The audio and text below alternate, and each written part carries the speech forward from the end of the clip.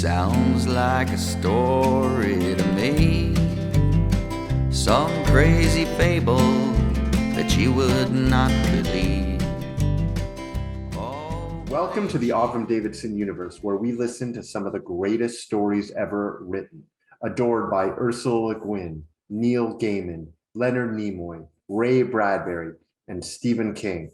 Enjoy classic tales such as Are All the Seas with Oysters, The Golem, Sources of the Nile, and many others. Hello, listeners. You are listening to the Avram Davidson Universe podcast. Yes. This is the first ever intro that the new co-hosts, me, myself, Emma, and Robert have ever recorded together. Yeah, it's been, Seth has given us this really fun opportunity. So Emma and I can come together and host and interview different people. So thank you very much, Seth Davis. And Yes. yeah, it's been Thank very, you. very kind person.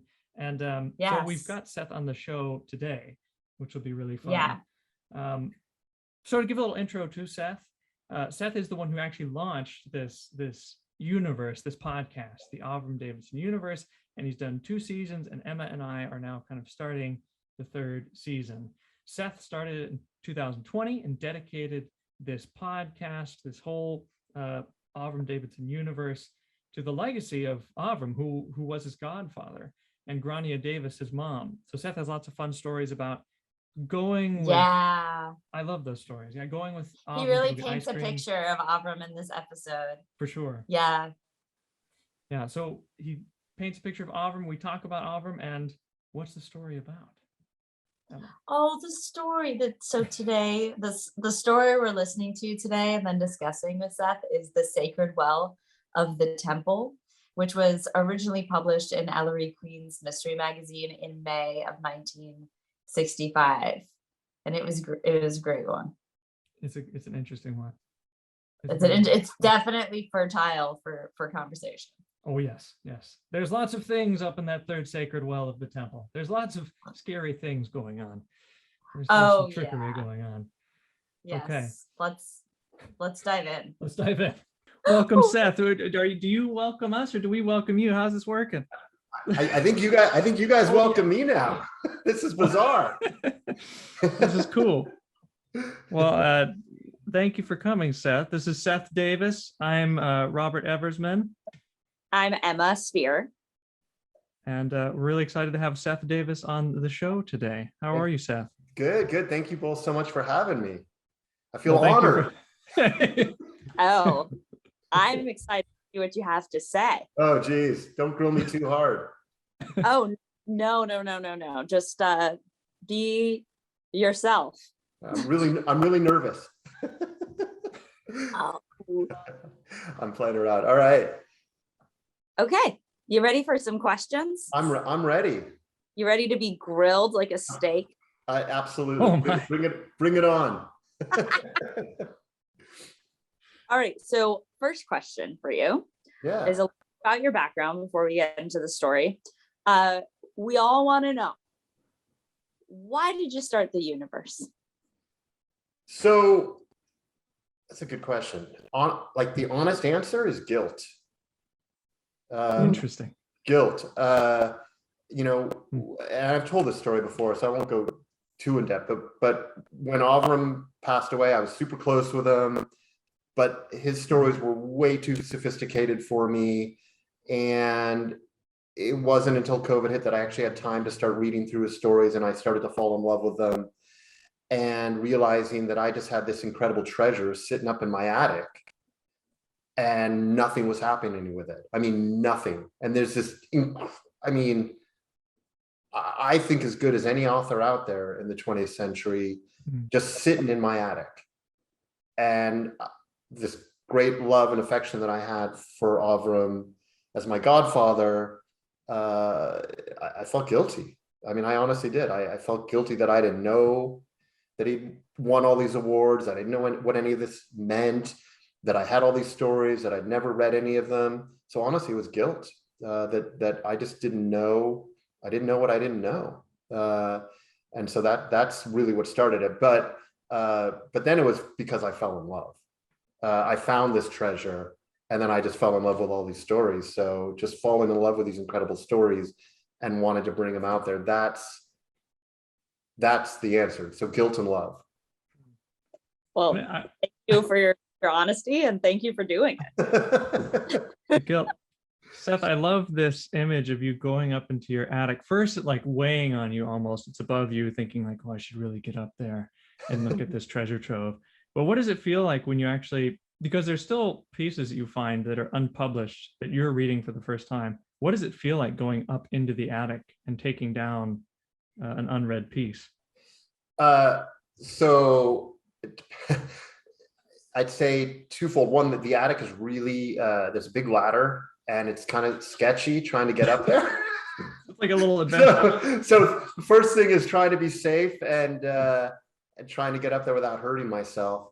But it's exciting. I mean, you know, and finding, just kind of digging through and finding the new treasures. And I feel like now with some of the resources I've had, I kind of have a sense of what's out there. So I don't know if I'm going to be making too many more discoveries. I haven't read everything, but I kind of have an idea of what's there at least now, at least probably 99%. Maybe there's something out there that I'll get one of these days from someone that I never knew about. But I think I kind of know that what's in the universe now. So now it's just a matter of making it available. What's that? Okay. I was going to say that it's almost like you are stepping into a different universe. Like the universe began the first time you went into the attic. The way you're describing it, it's just such a different environment than I'm sure what below the attic is like. Very much so. I mean, I should almost take a picture of the attic and show you guys what it looks like. It's all full of like fiberglass and I don't even want. There's some rat traps up there. You're taking us on a full-blown Zoom tour. Yeah.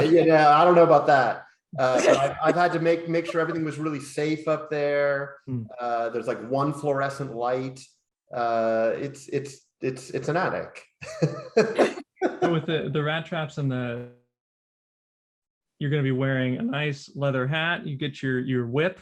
And you go up there. You survive things, and you grab the little treasure. No, it's pretty organized. It's organized now, which I feel really good about. And you said that you were getting things organized, and you have a good idea of everything that's up there now. So where do you want to take the universe? Where are you steering the Avram David Universe? So I guess there's aspirational versus reality, I guess. So from an aspirational perspective, I mean, I've already done some of the things. We're getting some of the books published.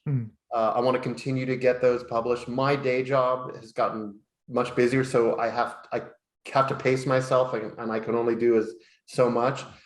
But the real goal, I think a lot about Philip K. Dick and what he's done or what they've done with his estate, and how really he would have been forgotten as well if it wasn't for the fact that they made movies. And so aspirational part for me is ultimately that TV or movies, because that to me is really, once that happens, if that happens, that's really what will help make people discover him, and hopefully have other readers fall in love with his work and start reading his work. Because without that, unfortunately, people get forgotten. And there's so many great authors from the 50s, 60s, 70s who are just they have been forgotten. And if there isn't a champion there for them, they probably will remain forgotten. And so that to me is the aspirational part. What I've been able to accomplish is obviously the podcast.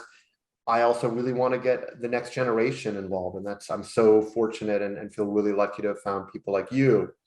So I guess that's it, really. Getting books published that weren't published, trying to see if there's some movies or TV series that could happen down the road, and just keeping things going, making sure there's always something available, something new, so that whether it's one reader or a million readers, he's still out there. Yeah. I think a part of it that's important to you is also preserving what Avram himself was like. And so I'm wondering if you have any specific memories with him personally that you personally are preserving. So, my memories of him are, he was just always, so I hear all these different answers when I talk to people, and I guess everyone is complex. So with Avram, you hear stories about he was really difficult with publishers and with agents, to the point where he probably hurt himself.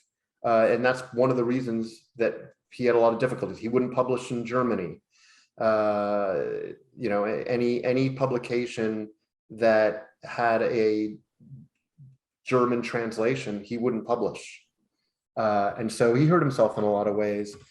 But my own personal experiences with him was just pure love. I mean, he bar mitzvahed me. He would take me to ice cream at the toy boat on Clement Street. So nothing but kindness. And when I talk to other folks, everybody just says he was so kind, so nice. He was just really difficult with agents and publishers, and occasionally with those that he loved, that he was closest with. But other than that, I mean, he was very kind and wonderful to me, and children in particular, he was incredibly kind to. So those are kind of my memories. Those times going for ice cream, and even that leadership through the bar mitzvah. What do you think? Is there anything that you've taken as a life lesson, or anything that you've learned from Avram that you now live by?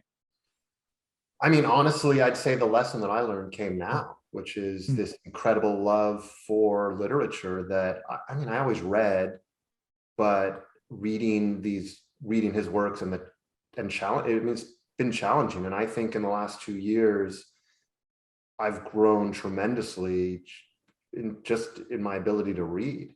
Like I said, I've read growing up. It wasn't that I couldn't read, but but these were challenging. These were challenging stories. I know.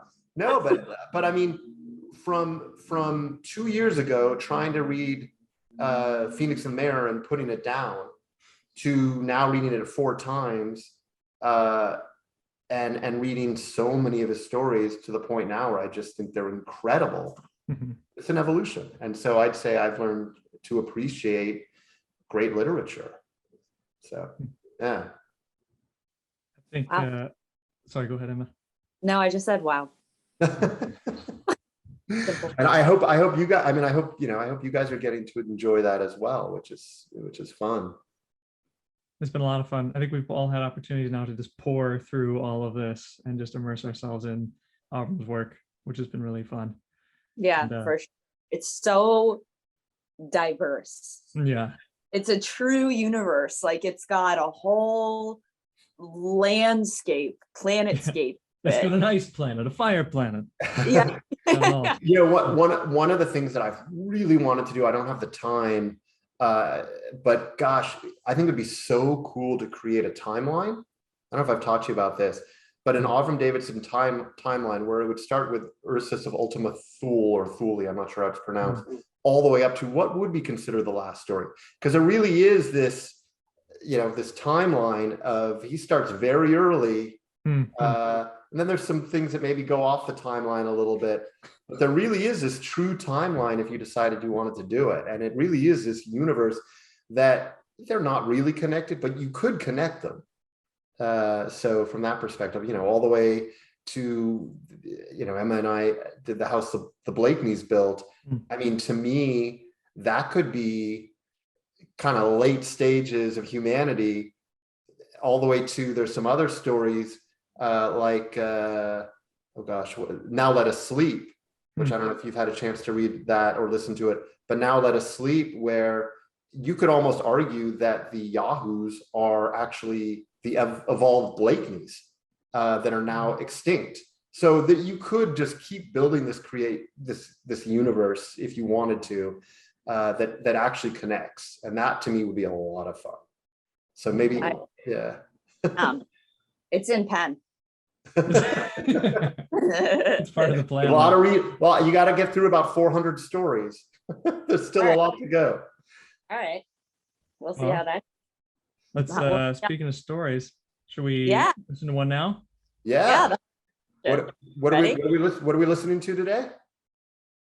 Today is the third sacred well of the temple, originally published in Ellery Queen's Mystery Magazine in May of 1965. All right, I'm excited. I guess we'll get to it. The third sacred well of the temple. In the early 1960s, Davidson and his wife and young son lived in the small village of Amacameca, Mexico, high on the slopes of the great active volcano Popocatépetl. The rent for 8 rooms in the rear garden patio of Señorita Susana's pleasant hacienda was $16 per month. How do I know? Because I was Avram's wife back then. Life in Amacameca was a grand adventure. The town was once called Ameca. Then it collapsed in an earthquake. And after it was rebuilt, it was called Amacameca. The shy Indians who came from the surrounding hills to sell their wares at the colorful Sunday market spoke a language that was closer to Aztec than to Spanish. Very few gringos ever found their way to Amacameca. The third sacred well of the temple was published in 1965. Avram's story notes said, "Here is the first story I've written in Mexico. What prompted it was all those islands in the sun type books. This is what happened to both San Miguel and Puerto Vallarta. People wrote them up all over the place. Tourists pour in, and the rents raise." G.D. Whose name, Santo Domingo Albornoz, note the Moorish influence, if you please, the man with the burnous, might give some indication as to just why the alcalde himself was not over-anxious to entertain an official of the Holy Office. No matter that he was the founder of the settlement and had built 2 churches entirely with his own funds, and at least partly with his own hands. No matter that his religious orthodoxy was locally irreproachable. No matter. For the expected inquisitor was bound to be suspicious of a man only 2 generations removed from a Morisco ancestor. Who could know that no trace of Muslim sentiment still beat in such a heart? I am, of course, speculating, conjecturing. What is, however, beyond conjecture or speculation is that the inquisitor, armed with documents of special power, before which the viceroy trembled and the captain general turned pale, and even the good archbishop himself was utterly helpless. The inquisitor, I say, with his mules and his men and his money bags and his documents, left the port of Santa Luisa and headed for our own beloved Monte del Encarnacion. He never arrived. No trace of him was ever found. Robbery of those money bags of which I spoke, for there were no banks, no traveler's checks in those days. Robbery. Thus the verdict of history. But I might be bold enough to suggest my own verdict, based on my personal researches over some period of time. This, however, must wait upon another occasion, for I see by our hostess's charming old ormolu clock that I must now cease from boring you further. This lovely timepiece, like our cherished mountain itself, often seems to keep its own time. But it is not to be heeded the less for that, is it? Thank you for your patience. The speaker, Richard Stanley, sat down to applause as hearty as the other 3 men and 2 women present could make it. A slight flush of pleasure came over his round face and was visible even in the part of his silky white hair. He looked around, still a trifle hesitant, then began to beam. "Richard, you always make everything sound so fascinating," exclaimed the hostess, Helen, a slender woman of late middle age, whose face still testified to the sometime presence of beauty. "What did really happen to that old inquisitor? Wouldn't you even give us a hint?" "Richard, old boy, you even had me interested," a thick-set man with a dark red beard commented, eagerly taking a mug from the tray offered by a smiling, silent servant. Helen, I say, I thought I was the champion local drink mixer, but this tops anything I've ever concocted. A man and a woman, both still young, came up and offered their hands to the white-haired Richard Stanley. Their manner was shy, and they were slow to speak, but patiently and wordlessly he encouraged them. "We both enjoyed your talk tonight," the young woman said at last. Her husband nodded, smiling. "I am so glad. You didn't think my prose a little too purple?" They shook their heads simultaneously, their faces reproaching the very suggestion. But an older man, big of body, though slightly stooped, clapped Richard on the back. "Purple? Of course it was purple. All the greatest prose ever written is purple. Dr. Johnson, Lafcadio Hearn." Richard's face became even pinker with pleasure. In the momentary silence, the hostess's soft voice was heard, explaining her success with the mixed drink. "The juice of 1/4. That's all. I've never really been sure, Captain, if they are lemons or limes or perhaps a hybrid. And if you ask, they just smile and shrug, of course. And of course, they are right. What does it really matter?" The captain nodded, his slightly rufous eyes peering over the rim of the blue pottery mug as he took another swallow. "I'm glad to hear they're ripe again. The seasons seem to pass so quickly. I wish there were more of them, whatever they are. But maybe this way is best, with just enough to go around." His voice ebbed contentedly. At one end of the room, a fire of native cedar burned brightly, a faint odor of its scented flesh perfuming the air. The fireplace was raised, and a rounded hood of stone and plaster blended gently into the wall, tinted with a cream-colored wash. Dark old wooden beams stretched across the ceiling. Ochreous leather chairs stood here and there, and in the center was a settee which seemed only the sturdier for its 200 years. On the tiled floors were Indian rugs, with a few choicer specimens hanging on the wall. One showed Ahichihuatzal, the local myth hero, in victorious combat with the evil serpent Ixtihuango, both so highly stylized as to be unrecognizable to the unfamiliar. And facing them was a long and narrow 18th century picture of St. George slaying the dragon.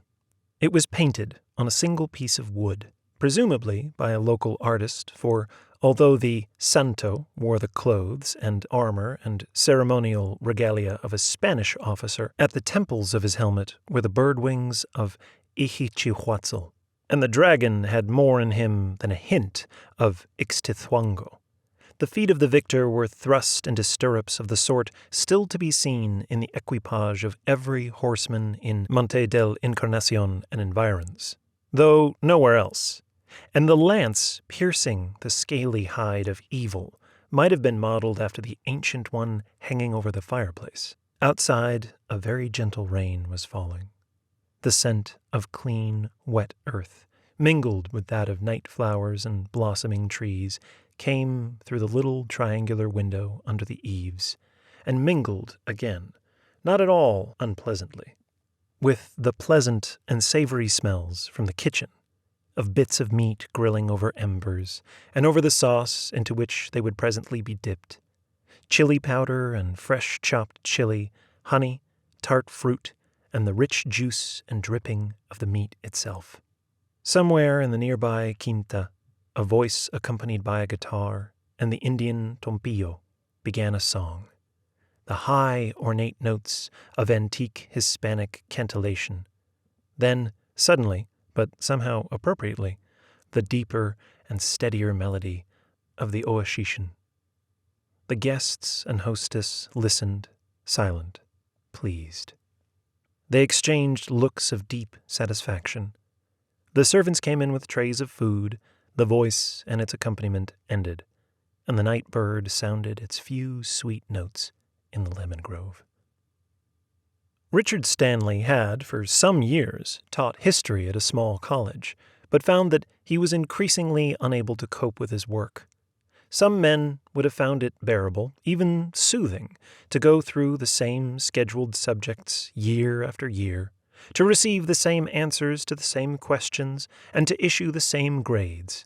to arise at fixed hours and lecture at fixed hours, to parry semester after semester the unripe rudeness of adolescent students, to engage in the unvarying hypocrisy of rigid and petty small college faculty politics and socializing. It was not out of resolved attitude or principle that Richard Stanley found any or all of this unbearable.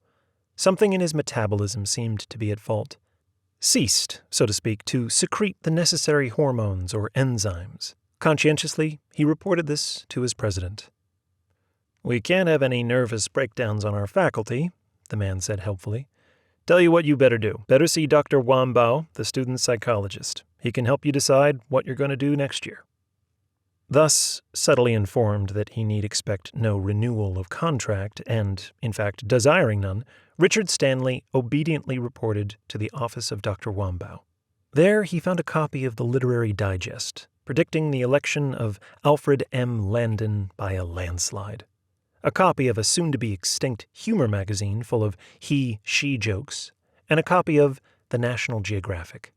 He thumbed listlessly through a pictorial account of the nesting habits of the bulbul of the Hindu Kush, an article on picturesque Patagonia, another on new insights to Old Zealand, and came finally to the description of the Republic of Hidalgo, where the palm and the pine meet. By the time the doctor's assistant got around to looking into the waiting room, Mr. Richard Stanley was no longer there. His savings were not large, but travel was cheap in those days. The port of Santa Luisa, where the banana boat left him, was full of unshaven customs officials with rude manners, demanding cab drivers with worse, and swarms of street gamins with none at all. In short, a larger, tropical, and equally uncopable version of a small college. The fact was obvious. The palm would not do. Would the pine? Richard Stanley had to see. It took him 3 days, in that not very large country, to get by railroad, riverboat, and narrow-gauge railroad to his destination. He did not know then that it was his destination. He knew that he seemed suddenly to come alive one afternoon when the toy train jerked to a stop in front of a toy station. He was no longer hot, no longer torpid. Not only was there not a palm in sight there, not 20 feet away, was the great-grandfather of all pines. Richard Stanley seized his bag and got off the train. The sign on the tiny depot read Monte del Encarnacion. He could see no mountain. Only one person in sight seemed to be moving, an old Indian lady draped all in black. He followed her. On the other side of the station, in a tiny plaza flanked by a tiny church, sat a large brown man on the driver's seat of a curious vehicle, half stagecoach, half diligence, with sides bulging out and a pair of folding steps behind. The old woman clambered up the steps. Richard Stanley followed. They were presently joined by a man in a linen suit and a large black mustache. After a while, the train whistled and tooted and chuffed away. The 4 mules stopped trying to bite off their harnesses and broke into something vaguely resembling a gallop. The road went up steadily. A stone marker said Monte del IK10. Now and then a gap in the trees lining the road showed a glimpse of the countryside. It was quite beautiful. Hills and valleys and forests and lakes and farms, with blue mountains in the distance and green ones near at hand. "I think this is it," Stanley said, half aloud. "I really do." Late in the afternoon, the mules ambled into the town, of which the railroad station was merely the railroad station. "Oh," Richard exclaimed. "Oh, my!" Above the town, the great mountain of the Incarnation raised its massy peak, wreathed in, but not obscured by, fleecy clouds. There was only one automobile in sight, but there were a good many horses. The plaza itself was cobbled, but nothing else was paved. The air was clear and fresh and sparkled in the late afternoon sunlight. A group of Indian men came by, clad in a sort of white kilted costume, belted by a sash of red and purple, which went over one shoulder. They smiled at him, greeted him in a language which was not Spanish, and Richard smiled back. The town which surrounded him was totally Spanish, or rather, totally Spanish colonial, with the solitary exception of a 2-story red brick building, evidently a convent and school of the time of Pius IX. There did not seem to be a single structure which had been built in the Republican period. On the side of the plaza was a building which looked like an inn. Suddenly aware of hunger, Richard went in and sat down at a table. He was served with grave courtesy a large, clean meal. And after a few long and tranquil hours over coffee, rum, and mild cigars, he was shown to a large, clean room. The room had a window at each end, one opening onto the courtyard and the other onto the plaza. The mountain showed it both. "I do not believe," Richard Stanley said, shortly after he had wakened and washed, "that I will ever leave." And he never did.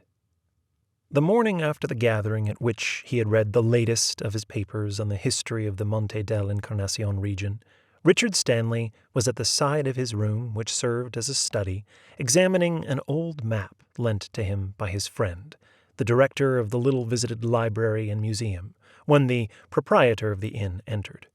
Stanley anticipated the familiar questions by praising his recently eaten breakfast. The eggs were exquisitely fresh, the coffee deliciously hot, the fruit perfectly ripe. In short, a rich and succulent meal. Don Nestor beamed, bowed, and eventually came to the point of his visit. There was in the dining room of the inn a stranger, either an Englisher or a North Americano, who desired to know if there were any other Englishers or North Americanos in the community. And as Don Ricardo was the nearest such, he, Don Nestor, had— "Perfectly," said Stanley. "I will go to see him in a little moment." "Ah, you are very genteel. I will tell him, with permission." "Pass, your mercy." Stanley took a last fond look at the old map, covered with old-fashioned Spanish calligraphy and the Indian symbols or pictographs, and at length walked down the winding stairs to the first floor of the inn. An informal but decently dressed man of early middle age was drinking coffee. He looked up and waved. "You must be the English-speaking fellow the owner was telling me about," he said. "I am Richard Stanley." "Bob Pepper. Know how I knew? The complexion. I can tell it every time." Stanley took the proffered seat. "There are many natives of the area," he said, "who are lighter or ruddier than I am. Let us not forget that the Goths were in Spain, the Celts before them, and as for the Iberians, I can tell it every time. Something about the complexion. Isn't this a great little town? Beautiful, unspoiled, a lovely climate." Stanley nodded, smiling assent to every point. "Lovely people. And do you know what I paid for breakfast? I paid $1. 1, I tell you. Count them. 1 for eggs, steak, coffee, toast, damned good jelly, some kind of fruit, very good fruit. For all this, I paid $1. Isn't that incredible? All that for only 12.5 cents USA? Wow!" Warming to all this appreciation of his chosen residence, Stanley invited the visitor, Bob Pepper, to take a walk around the town. "If you'd like, that is, if you can spare the time." "I'd like nothing better, if you can spare the time." A wagon ornamented with pictures illustrative of the history and miracles of St. Francisco, and loaded with corn for one of the small mills in the town, passed by, its horse bells jingling. The driver, removing his hat, greeted Stanley and his companion. "Oh, I can always spare time," Stanley said, putting his own hat back on. "That's one reason why I love it so here. I don't suppose you've ever heard of Heber College in New Wurtemberg, Nebraska? I thought not. I could never spare time there. The local citizens here regard time only as something which is sounded by the church bells. The bells only sound noon, midnight, and the ecclesiastical hours, and those of us who hail from more bustling climes have fallen, happily, I will say, into the local ways of thought." He showed Bob Pepper the bull ring, with its quaint and unusual carved wooden balconies. The now disused bear pit. Bears had been brought, on occasion, from as far away as California at great cost. The little market, which had once been enlarged so that ever since it had been bigger than the big market.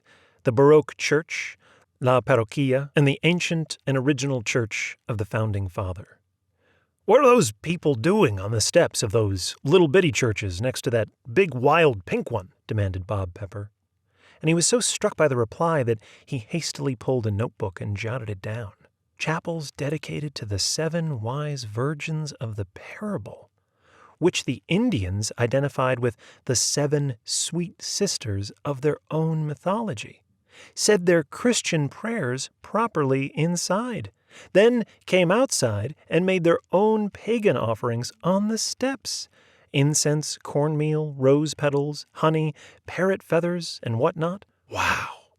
Bob Pepper was completely enamored of all that Richard Stanley had to say about Monte del Encarnacion. After lunch, a lunch so big with a price so small that Pepper could scarcely eat it all from excitement, the newcomer declared that he had some pictures to take.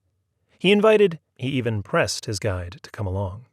But Stanley explained that he paid a call every Friday afternoon on his friend Captain Stone. "We have a rather funny, odd custom here, Mr. Pepper. Bob. We visit each other only once a week, and we have a once-a-week get-together where we all meet. By we, I mean the other English-speaking people here in town. There are only 6 of us. So it works out quite well, giving all of us periodic days entirely to ourselves and preventing our getting on each other's nerves. And so we remain very happy and contented here, you see." Bob Pepper nodded and agreed to meet him later on at Captain Stone's quinta. "Gee, this is a peach of a place," he exclaimed deliriously, arranging his photographic equipment and starting out into the clean, picturesque streets. Then a sudden thought occurred to Stanley, and he called the visitor back.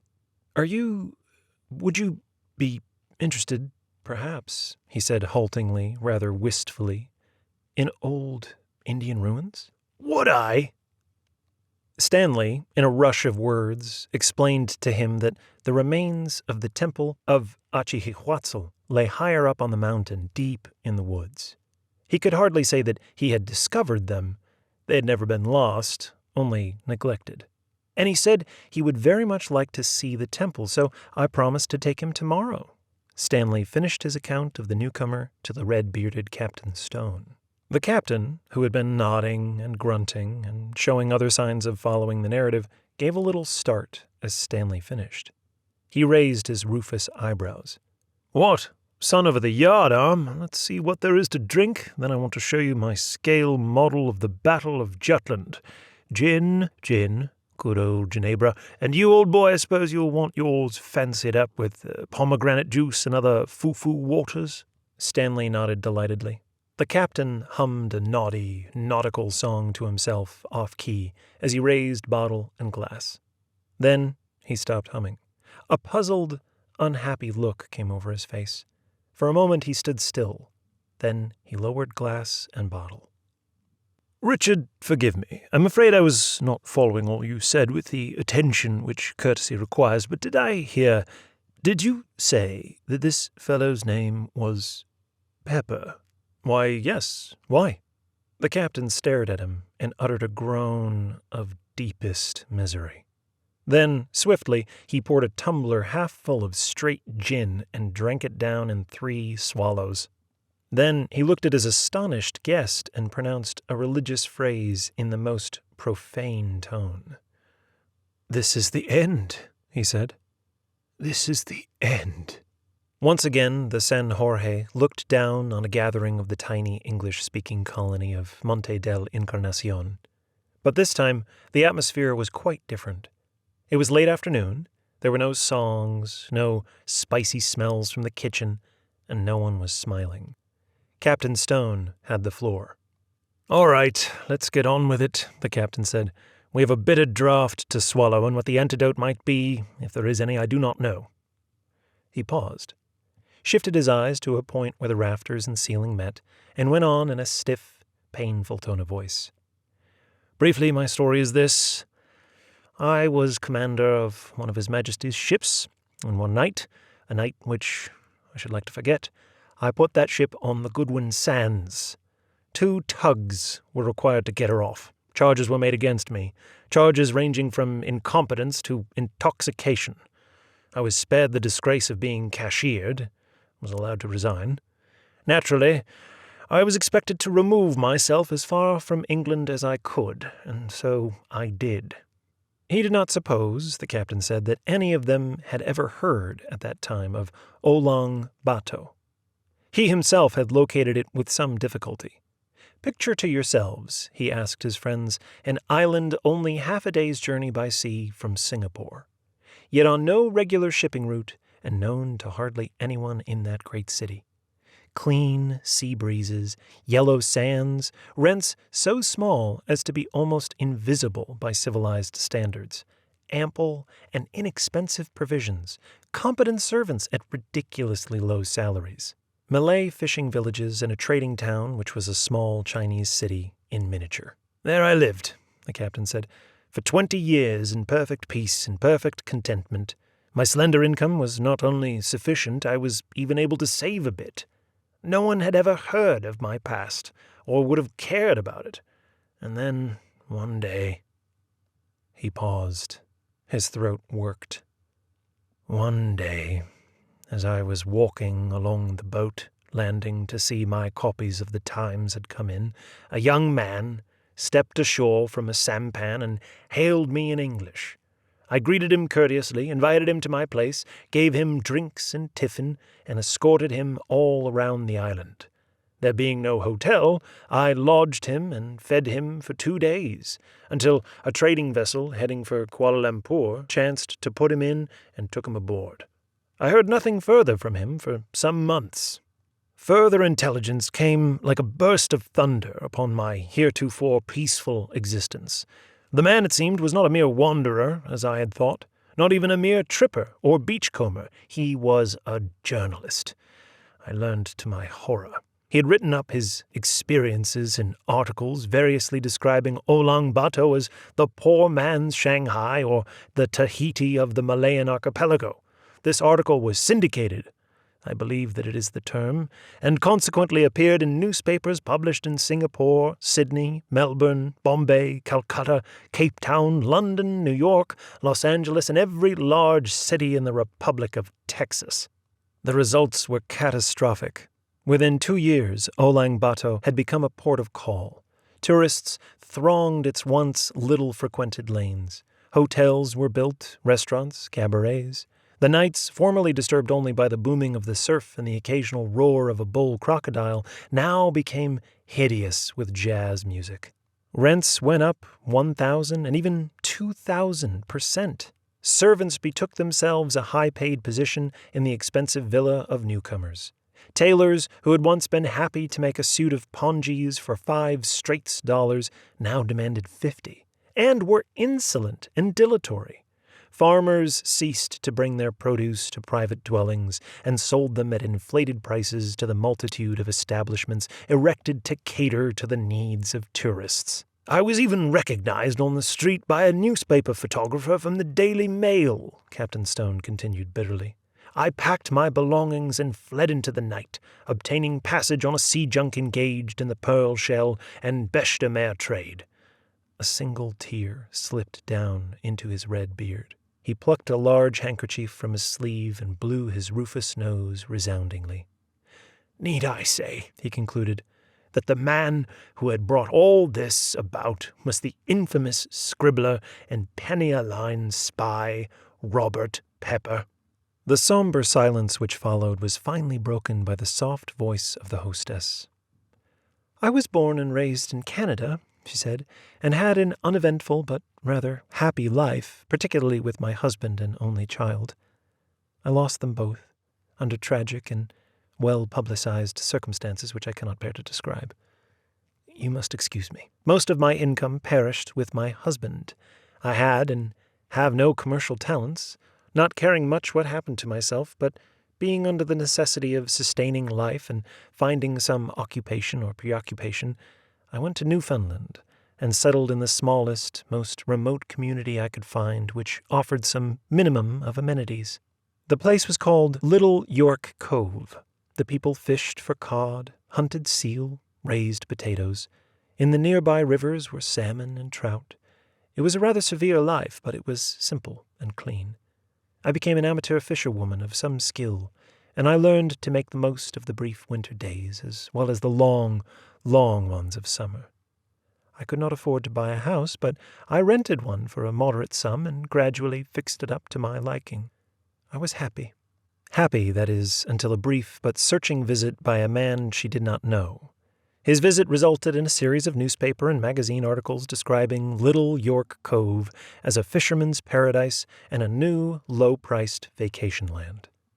The village was not adequate to house and supply the swarms of people attracted by the articles, so new buildings were erected, but even so, there was an inevitable increase in rents. Helen's landlady informed her, regretfully, that she could no longer let her have the house for its current price, as she had been offered 5 times that amount by a Montreal sporting club.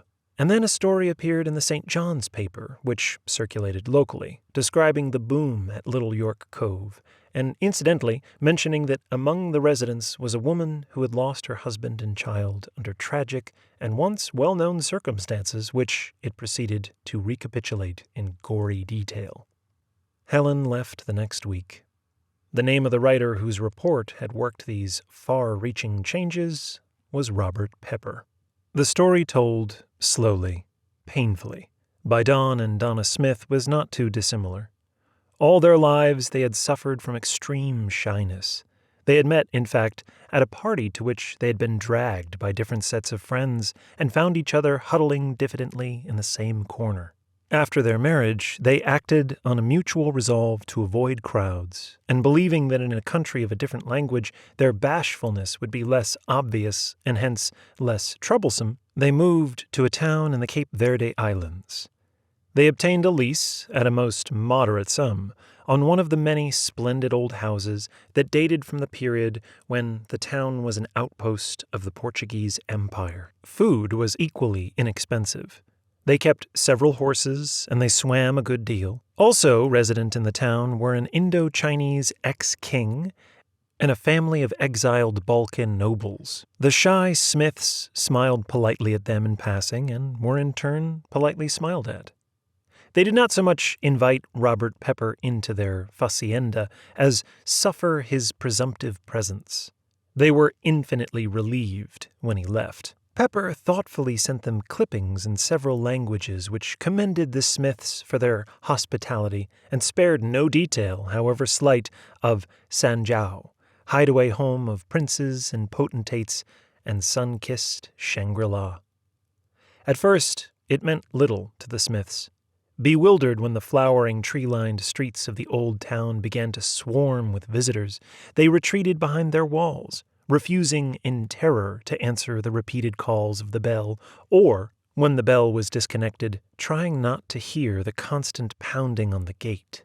Isolation proved impossible when they were informed that their senior facienda had been sold as a nucleus of a posh residential hotel to be erected by a syndicate of Scotch herring smokers in search of a better climate and a more diversified portfolio. The last to tell his story was a thin, dry, grayish man who in a thin, dry, grayish voice briefly related a like account. Arthur Clay had settled in the neighboring Republic of Santa Ana before, as he put it, any of these countries had signed extradition treaties with the United States. Making botany his new interest, he had classified over 1,800 species of plant life unknown to taxonomical science before the questing eye of R. Pepper had lighted on the pleasant Piedmont area called Las Mesas, where Mr. Clay was making his home. Enlarging on the picturesqueness of the native customs and festivals, the fertility of the soil, the amiability of the population, and the low tax policy of the Santa Ana government, Pepper's widely syndicated column had brought such an influx of new people to Las Mesas that before long Arthur Clay beheld, vanishing before his eyes, the wild plant life he could no longer afford to study and catalog. Captain Stone's deep and angry voice jerked them out of their profound silence. There was, he declared, a sort of fourfold pattern visible in this whole ironic business. First, he counted on a huge, hairy finger, a group of people who, for one good reason or another, were unable to live in their original homes and societies. Second, This same group of people had the useful talent of being able to locate little-known, remote, and pleasant places in which they were able to live. Third, this filthy swine Robert Pepper seemed to possess a similar talent for nosing out such places, but only after they had originally been discovered by the same group. Fourth, and most damnable, the captain trumpeted, is that every discovery he makes is, for everyone except himself, utterly self-defeating. He writes about places which are little known. Directly they become famous. He writes about places which are cheap. Immediately they become expensive. He advertises places which are unspoiled, and in a short time they are spoiled into corruption. He is, in short, a cuckoo laying his cockatrice's eggs in nests which he invariably fouls as a reward for hospitality. When the echo of his voice had died away, Helen said, hopeless beyond despair, "And there is nothing we can do about it." "Yes, there is, cried Captain Stone. "We can at least refuse to help the rogue. We can refuse to assist him in spying out the land. We can—" He fell into a fit of coughing, toward the subsistence of which Richard Stanley was heard to say, "But I promised." "Promised what?" Arthur Clay asked. "Promised to show Pepper the ruins of the temple of Ahichihuatzal," Richard Stanley said. The next morning. In vain, it was pointed out to him, in tones most urgent, that this was just the sort of thing on which Pepper doted. Ruins, temples, picturesque antiquities. He would lap it up, spread the news far and wide. "What do you think will happen to all of us when he gets done?" Captain Stone demanded, face redder than his beard. "What do you suppose will happen to you? You told me yourself that you live on the $750 a year you get from the 2 non-amortizing mortgages your sister gave you. Could you live on that anywhere else in the world? Do you know how much Coca-Cola 1,000 tourists a month can drink? They won't be satisfied to drink it tempo, as the locals do. They'll want it frio, and not from an ice bucket either, because they'll be afraid of bugs in the ice. No, they'll want it chilled, in a refrigerator, and a nice old Don Nestor will have to buy one, and he'll have to buy a big one. He'll have to borrow money to pay for it, and he won't be able to go on lodging you and feeding you at the bargain basement rates he's charging now. What will you do when he raises your rent, Richard? Where will you go? How will you live?" They all looked at him. The furious Captain Stone, the hopeless Helen, the grim Arthur Clay, and the terrified Smiths. He had no answer. All he could say over and over again was, "But I promised. The next morning he met Bob Pepper, already bubbling over with enthusiasm. "How far are these ruined temples of yours, Dickie boy? Very far?" He was festooned with cameras and such impedimenta. "Not really. Not if you don't mind a rather long walk." "I don't mind. I'll take lots of shots on the way. Love that scenery. Hey, see that muchacha? What a pair of legs, eh?" He did not take many shots after all, for the trail along which Stanley led him was a narrow track between thick growths of trees. So Pepper began to ask questions about the ruins and who built them. Stanley warmed to the subject. The local Indians, he said, though not comparable in the level of their culture and technology with the Aztecs, Mayas, or Incas, had nevertheless achieved a rather high degree of both. They worked well in stone and metal, had a complex and extremely interesting code of manners, and were opposed to shedding human blood. "Redskin Quakers!" Pepper exclaimed, pushing aside an obtrusive branch. "You must have made quite a study of all this, huh?" "Oh, I have. For years, and I've learned things which, it sounds romantic, but it's true, no other living white man knows." Bob Pepper grinned happily. He'd have to get all this down on paper. No other living white man. Great, simply great. Such as what? They had come now to the ruins themselves. Stone statues green with moss leaned at crazy angles, and native pines grew in the courtyard, thrusting up great slabs of stone and covering others with a thick layer of pine needles. "Well," said Stanley, shy and proud at the same time, "legend refers to the 3 sacred wells of the temple. But only 2 of them, the locations of only 2 of them, are known." "Sacred wells? Great!" "One," Stanley pointed it out, "was the Well of Good Wishes. The other was the well of secret sorrows. And the third, it took me over 10 years of consulting old accounts and very old maps and gaining the confidence of the Indians. But in the end, Mr. Pepper, Bob, I finally found it. Past the area of stone floors and statues they went, and finally stopped under a huge and stately old pine. With his feet, Stanley scraped and scraped. The pine needles fell away in heaps to reveal a circular stone engraved with petroglyphs. "Don't try to lift it. You couldn't," said Stanley. "But I can." Deftly, Stanley pressed down at a certain point. Smoothly, the stone lid swung up on its pivot. The well gaped ancient and black. Bob Pepper rubbed his hands and peered down. "Won't the school teachers from Des Moines go for this?" he exclaimed. "What's this one called? Oh, don't tell me. It's the Well of the Virgins, right?" "No," said Stanley. "It isn't. It's called the Well of the Messenger of Evil Tidings." And Stanley put his right foot diagonally behind Pepper's ankles at the Achilles tendons and pushed. The irrepressible journalist went straight down without touching the sides. There was no outcry, and only after a long time a muffled, echoing splash. Richard Stanley scuffed back the heaps of pine needles and brushed them with a handy fallen branch. Once again, the stone cover lay hidden from sight. He turned and began to walk briskly back to town. If he did not dawdle along the way, he could be just in time for lunch. Dawn Nestor's lunches were as enormous as they were delicious. And, perhaps not least of all, they were so very, very cheap. What did you guys think? What did you think? Emma, that sounds positive. Seth? I love that story. I mean, it has everything in my mind. I mean, great characters. You could look at it in so many different ways.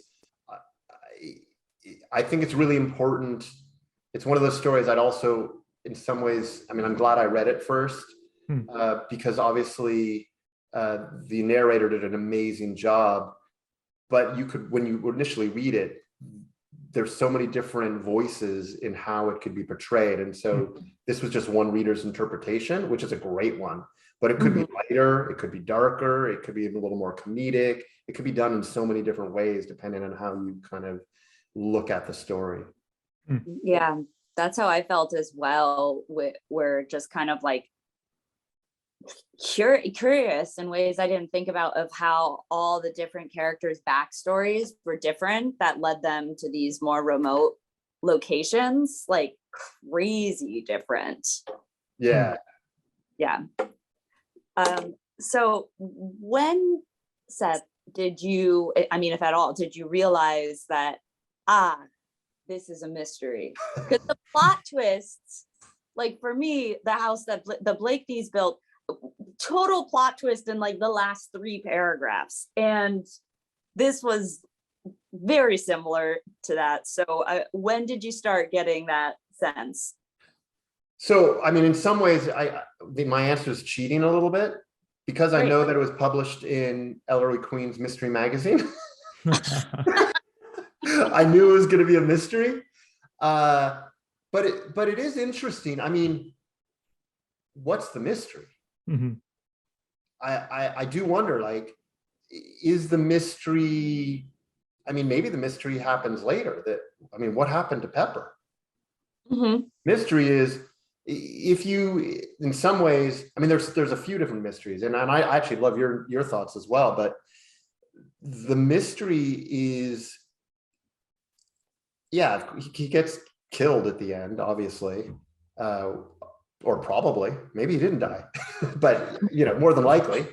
So he dies, but where's the mystery in someone dying? The mystery is, where'd Pepper go? And then also the mystery is, there's some other folks here, you don't know who they are really. I mean, you kind of know a little bit about them, but learning a little bit about each one of them, I guess, is a mystery. But where is the mystery? Yeah. And the main character, Richard, who's the speaker, has already been involved in a disappearance before, or has heard about a disappearance. you know, it might have happened close to him. And it feels like this is the pre-mystery, you know, like if an investigator comes in, they're going to have to be talking to all of these people with mysterious pasts who've all moved to this small town to get away from it all, you know. Totally. Are they telling the full truth or not? Yeah. And I wonder what, because the protagonist, the main character, was also puzzled and exploring this ancient, I don't know what you would call it, the ancient structures. Temples, yeah. The temples. What really is the temple story that might be the other continuation of this universe or story? Yeah, I mean, there's so much more there that you could branch. I mean, there's so many branches to this story. You could go in 100 different directions. Yeah, that's very true. It's very layered too. Like if it's a pre-mystery, we have to kind of piece together why the beginning sets us up like a mystery. Like, why are all these people coming here? Why is it so mysterious in the first place? What are they protecting? And why is Richard justified in murdering Bob Pepper? But as a reader, like we're introduced to Bob Pepper in kind of the middle, and our main character, the protagonist, Emma, like you said, is he really a protagonist? Because he's a murderer. You know, you're right to be like, oh, can I call him a protagonist? He's so likable. I mean, your sense of him, and it's funny that you say that, because your sense of him is he's so likable. Yeah. Oh, he's a likable guy. Nerd. Or even a super nerd. Yeah. Likable super nerd. What's that? I just said a harmless nerd. Yeah. Yeah. Then your average nerd murderer. Yeah. Your everyday average harmless nerd murderer.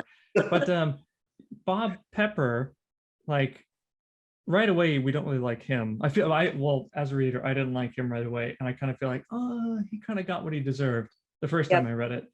But when did you feel like your spidey senses were starting to tingle? Or when did you feel like, oh, Bob Pepper's up to something? He's not just a guy on vacation. I mean, for me, I feel like the moment he started talking, you got the sense that he was sort of loud, American. Like there's something there.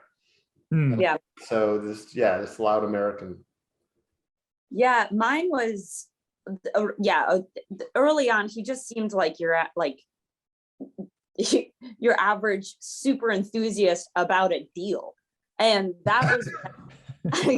I started, the more he talked about money and how cheap everything is, was when I started getting a sense that it maybe even inadvertently he might be a harmful character for the place. But then when the story continued, and even the other people who were more like citizens of the island, but these sort of imported citizens, they also talked a lot about money.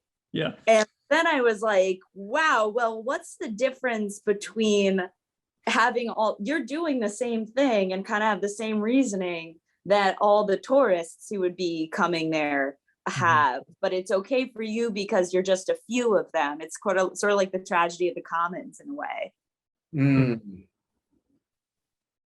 Yeah. That's my 2 cents. I think so completely. Like the first time I read it, I felt like, oh, Richard and all of these people are defending their little place. Bob Pepper's going to ruin it. But then when I read it again, I was like, just like you said, Emma, they're doing the exact same thing. Like these people are all expats who have come to this small community, and they want it to. They're all failures, too. Yeah. Like they're all failures. One's a drunk sea captain who's been kicked out. One is a failed professor who can't take it anymore. Yeah. And then 2 people are just so shy they can't exist in a place where their language is spoken. And they want it to remain cheap. And they don't want these people in this community to make money off them. That's why they killed Bob Pepper. Totally. Yeah. And even the captain, he was fine doing it to multiple different locations. Like as soon as it happened somewhere else, he just went and found the next remote location where he can get a bunch of deals. Yeah. And he had no problem with it. Well, and the other thing is, again, learning as you learn a little bit about each character. I mean, you've got one who obviously he's a, as you said, I mean, he's a drunk sea captain who did some pretty bad, was pretty much kicked out. Yeah. You had someone else, it might have been a murderer in there as well. Yeah. I mean, you don't know what's going on with all these characters. Yeah. And so, because of sketchy background of Stanley, the Richard Stanley, as a genuine, kind-hearted person, or at least well-intentioned, you personally, what would you have done in Richard's position yourself? So it's funny, because obviously it's unexpected. He just sort of, I mean, nobody else knows, or at least unless again, there could have been a conversation, but it's not shown that he goes out and pushes him into the well. But I mean, I suppose the only thing I could have done would have been to tell the natives, or the locals, I should say natives, the locals, that this guy is real trouble, and maybe they could have made him feel very unwelcome and charged him a ton of money and made him feel like this is not a really great place. I mean, I guess that would have been the only option, but yeah, I mean, I wouldn't have killed. I'm not a serial killer, so. That's my guess. Maybe Richard isn't either. Maybe it was a one-off thing. So that's why I wanted to ask. How many people are in that well? Yeah. Oh yeah, there could be more than there. That's interesting. They talk about that other character early on, and I couldn't remember. I mean, maybe there's more than one person in that well. There could be many in that well. Yeah. Another branch. Another branch. The first well. You could almost flash back to early times where they were pushing people into the well for sacrifices. That could be almost where you start the story. Yeah. Except that would give it away. Maybe you'd flash back that they've always done that. Yeah, it could be, Richard discovers in the just a bunch of skeletons, and then one slightly decomposed body, depending on how long it takes him to discover this. Yeah. Could be extremely decomposed. We'll see. Yeah, that's extremely decomposed. Great grandfather of Bob Pepper. But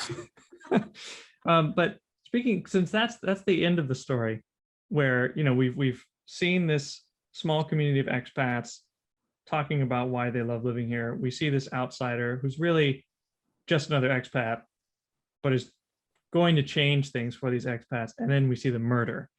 So once you finish the story, like, I think obviously we feel a little bit of repulsion at, oh my God, that nice character has murdered someone. But did you have any other feelings when you finished it?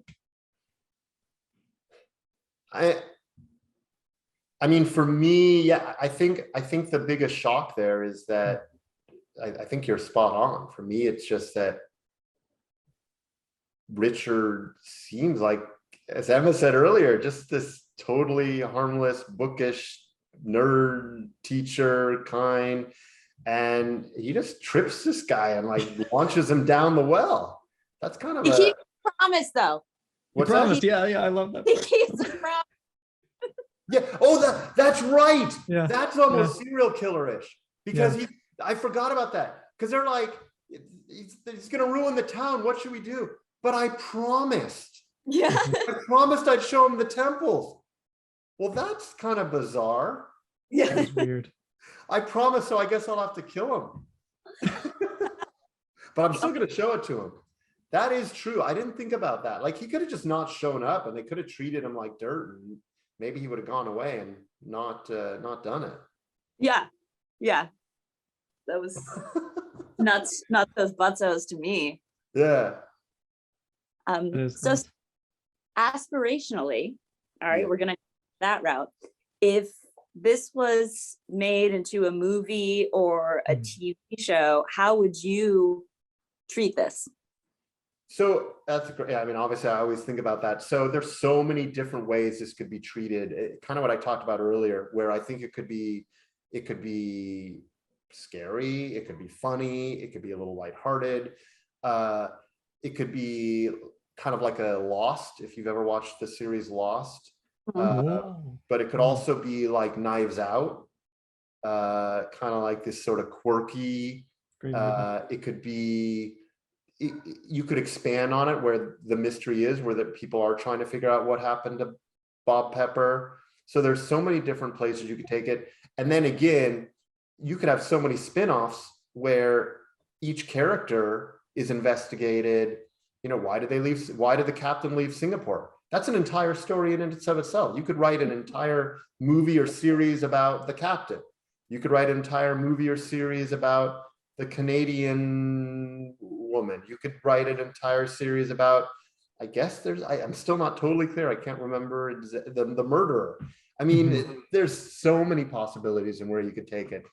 But yeah, and then as I always do, I like to take one character and think about who would play it. And I was thinking who would be a good person to play Bob Pepper, and I was sort of going back and forth. And I don't know why it jumped out at me, but Woody Harrelson. Yeah, that is good. Because I don't know who Woody Harrelson. Oh wow. He's on Cheers. He's the we'll have to get you some. I'll have to get you some shows about Woody Harrelson. He's great. He's amazing. Okay. How about you guys? Anything that you thought about in terms of if you were treating it as a series or show or movie? I got a pitch. Yeah. So I'm thinking, so you lead in with Richard, struggling as a college professor, needing to go see the student psychologist as a professor. That's going to be Luke Wilson, right? Luke Wilson just trying to do his thing, trying to live as an expat. And then we hear this loud man who's kind of talking like this in the other corner of the bar. And then the bartender comes up to Luke Wilson and he's like, do you want to meet the other expat who just arrived? And then the camera pans and it's Owen Wilson, Bob Pepper. Oh, I love it. That would be a fun one. The brother rivalry, I love it. Wow. They'd have dynamic. Yeah. That would be fantastic. Wow, I really like that. Yeah. Emma, any thoughts, Emma?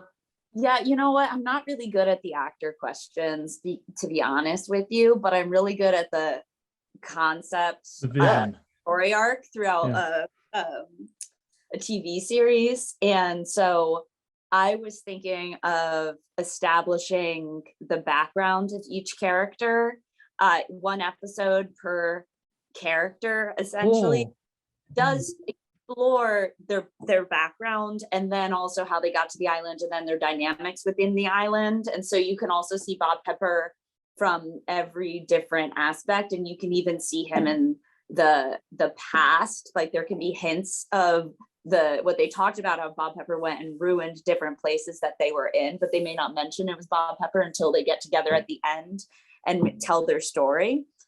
And then it could end, that first season could end with Richard pushing him or tripping him, and then you don't know what happens. You don't know if he dies or anything like that. And then another idea that I had for like the second season was if Richard starts to get an understudy, because he might start to get a little bit of esteem. And so somebody comes in as like his student, but then like things don't add up. And so the student is exploring the mystery rather than having this foreign like investigator come in. Yeah, so that was, and then he or she, the student, can dig into maybe multiple of these branches. That's a great idea. I love it.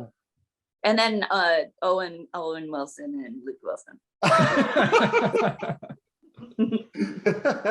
And Woody Harrelson could be the captain. Yeah. Good thinking. Yeah. Well, thank you very much for coming on, Seth. Yeah. And this has been a lot of fun. Great story. Yeah. Third Well of Sacred Temple. Well, yeah. So much for bringing us into it. This was a great inaugural episode, and I'm really excited to be a part of this universe. Yeah, no, I feel really lucky. I mean, I for those that don't know this, I really, again, I want to bring a more youthful energy, whatever you want to say, different interpretations, different views. And when I put out this search to find the right people, I feel very blessed that I found both of you. And for those that don't know, I sifted through over 300 resumes. Oh my God. So I feel you guys are fantastic, and thank you. Thank you, Seth. I can't wait to see who you bring on, what you guys do with this, and I'm very thankful. It'll allow me to focus on other things. As much as I have fun doing this, having you guys do this, I think it's going to be great. So thank you. Thank you. It's going to be fun. We got some weird ones planned. Oh, for sure. Stay tuned. Stay tuned. God only knows.